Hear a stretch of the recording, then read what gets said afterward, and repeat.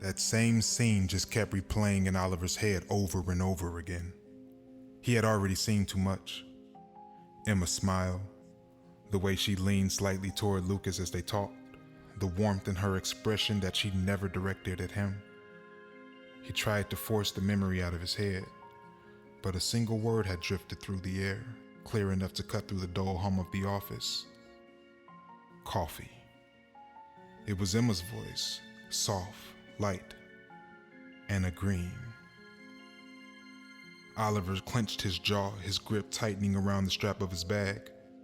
That was all he needed to hear. He didn't know where they were going, but it didn't matter. He knew what coffee meant.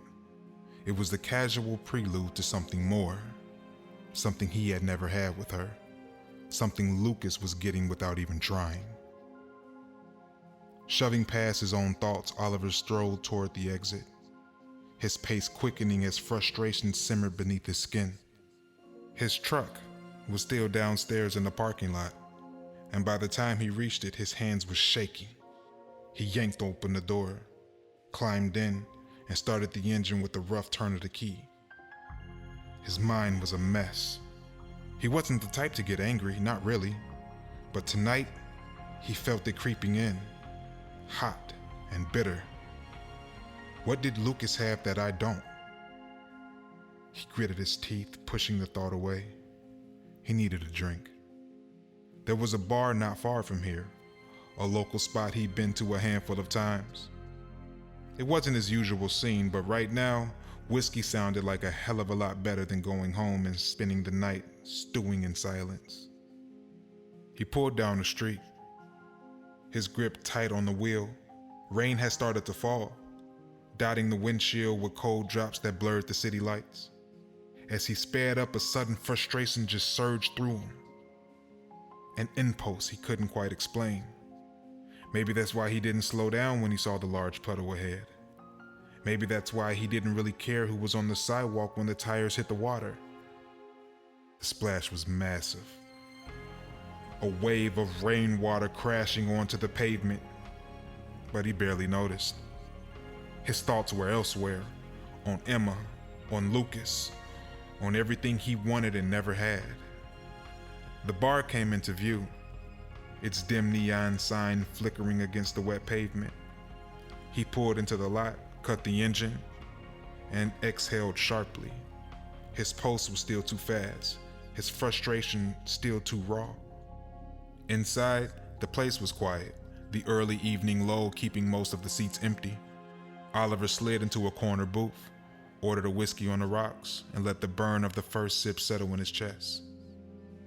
He wanted to stop thinking about Emma, about her laugh, about the way she looked at Lucas like he was something special. But no matter how hard he tried, he couldn't shake the image of her from his mind. Maybe a few more drinks would help. At least that's what he told himself. Oliver downed the last of his whiskey, the burn no longer sharp, just a dull heat spreading through his chest. He signaled the bartender for another, this time adding an order of wings and fries. If he was going to sit there stewing in his own misery, he might as well do it with food. The bar remained quiet, a few scattered patrons nursing drinks and talking in low voices. The rain outside had picked up, drumming softly against the windows. Oliver tried to let it lull him into a calmer state, but his thoughts kept circling back. I should have asked her out first. The regret hit him harder than the alcohol. For 2 years he had waited, convinced that there would be a right time, a moment where Emma would turn and finally see him. But there had been no moment, no shift. He had been nothing more than background noise, a familiar presence easily overlooked. His second drink arrived and he lifted it to his lips just as the front door swung open. A burst of laughter carried through the room, light and carefree, tangled with the sound of rain. Oliver froze. Emma and Lucas stepped inside, still drenched from the downpour, their hair clinging to their faces, their clothes sticking to their skin. But it wasn't just that. It was the way Emma was holding his hand, the way they looked at each other, giddy, unguarded, completely lost in their own world. Oliver's stomach twisted, a sick realization just setting in. The truck, the splash, that had been them?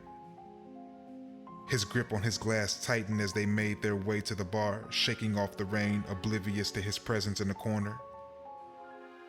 He should look away. He should finish his drink, eat his food, and leave before the sight of them does something permanent to him. But he couldn't move.